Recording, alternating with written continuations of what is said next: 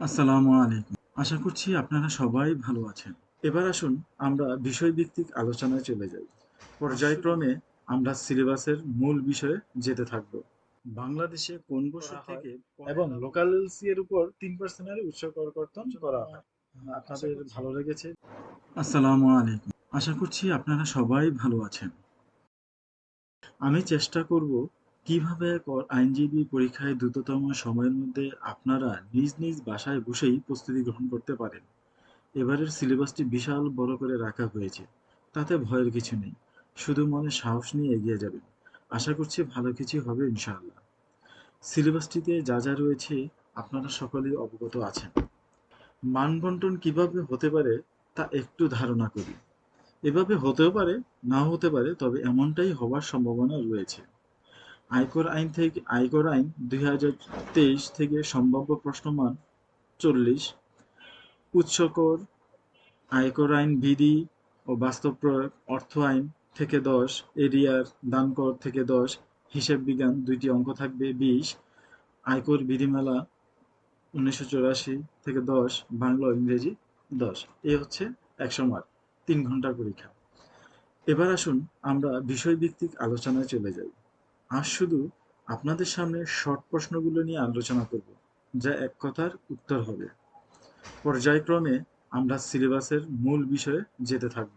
বাংলাদেশে কোন বছর থেকে পহেলা বৈশাখ বা বাংলা নববর্ষ থেকে কর আদায়ের ব্যবস্থা করা হয়েছে? উক্ত বছরে কত টাকা কর আদায় হয়েছে?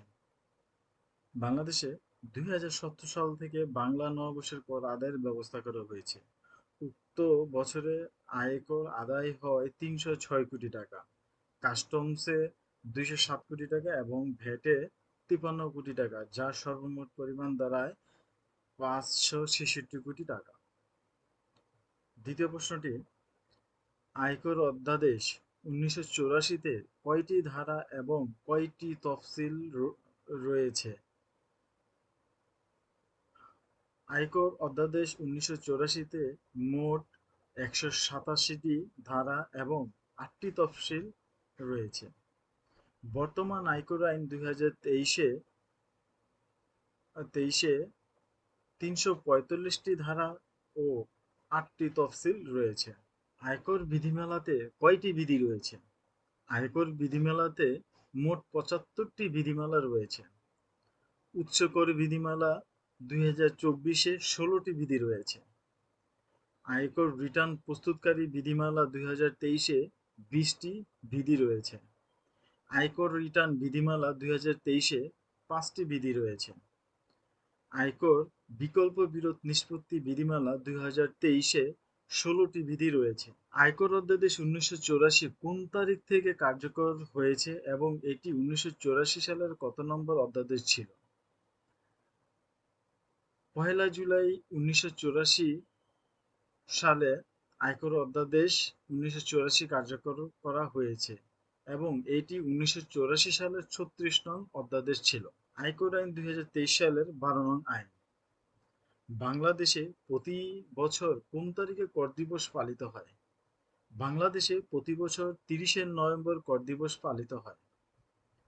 এডিআর এর কর নিষ্পত্তি পদ্ধতিসমূহ কি কি?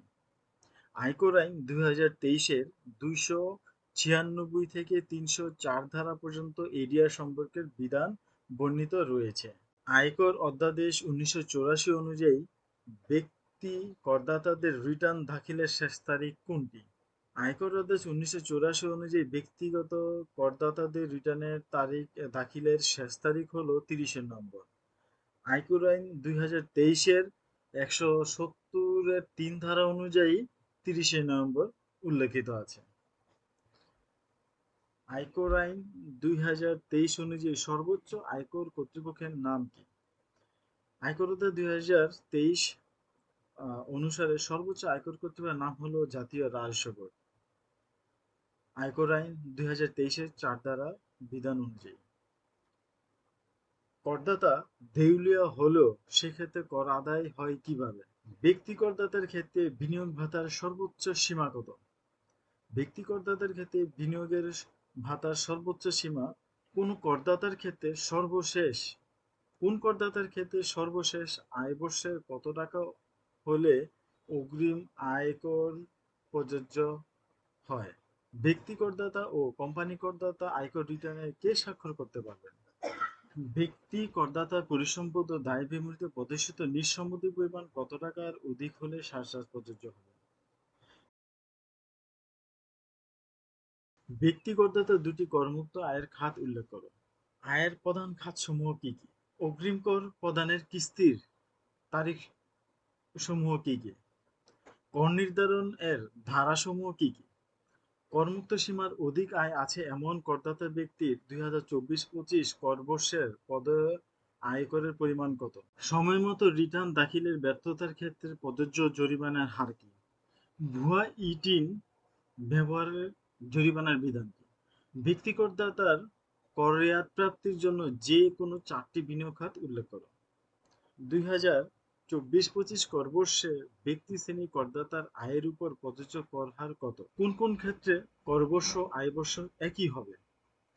খেলাপি করদাতা কাকে বলে? আয়কর কর্তৃপক্ষ কয় ভাগে ভাগ করা হয়েছে? আয়কর আইনের আওতাগুলো কি কি?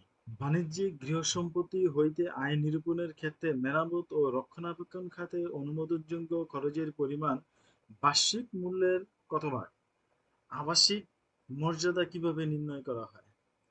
উৎস কর কর্তন বলতে কি বুঝো? উৎস কর কর্তন সংগ্রহের যে কোনো 5টি খাত সম্পর্কে উল্লেখ করো।